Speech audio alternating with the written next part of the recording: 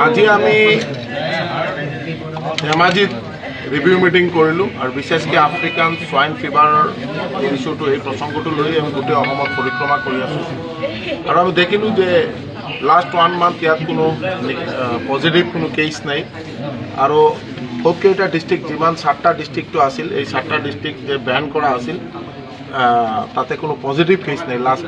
মানে কিমান দিনলৈকে তো এই কাৰণে আমি ভাবিছোঁ যে অহাকালি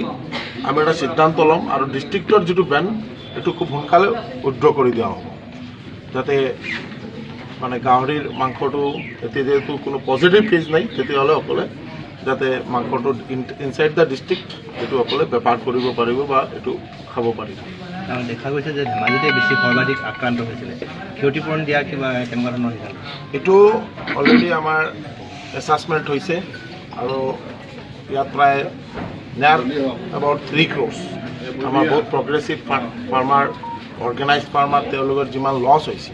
এইটো আমাৰ চেণ্ট্ৰেল গভৰ্ণমেণ্ট 50% আৰু ষ্টেট গভৰ্ণমেণ্ট 50% শ্বেয়াৰ 50-50 শ্বেয়াৰ এই কম্পেনচেশ্যনটো দিয়া হয় আৰু আমাৰ এইটো অলৰেডি তেওঁলোকৰ নাম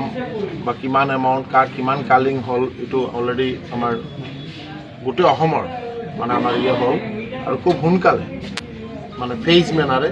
আমি এই যে তেওঁলোকৰ যিটো লছ হৈছে এইটো আমি থ্ৰ একাউণ্ট DBT ট্ৰান্সফাৰ তেওঁলোকৰ লছটো দিয়াৰ ব্যৱস্থা কৰা হ'ব।